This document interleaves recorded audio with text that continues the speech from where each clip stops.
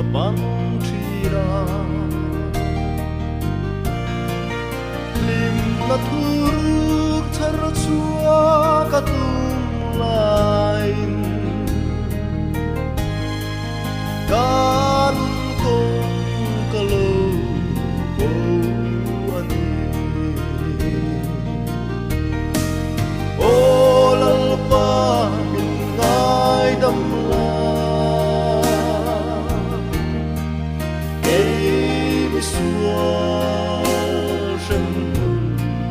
bát mây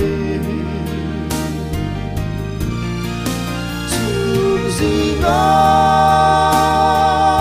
ruột chu về a kia nga lên về ta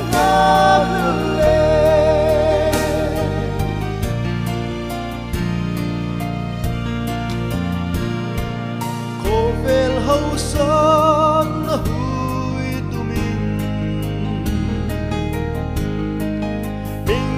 than na te ka lu ngai lua ko vel nei tu ma thei to chu lai ka ding na mun ka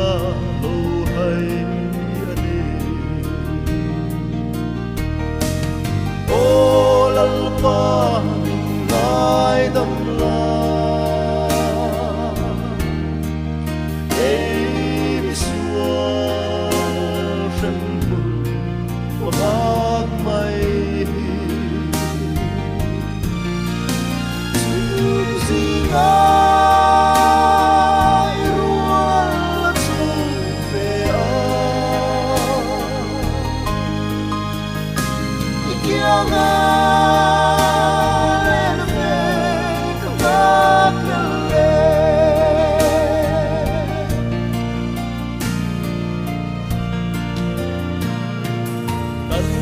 na khu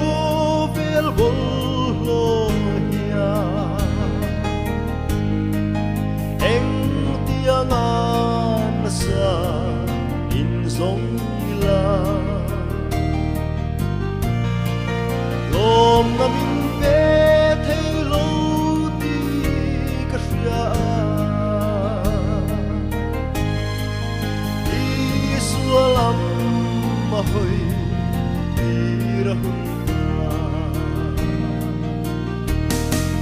o lalpa min ngai dam la ei mi sua shen hun bát mây chun gì ngai ruột chu về a kia nga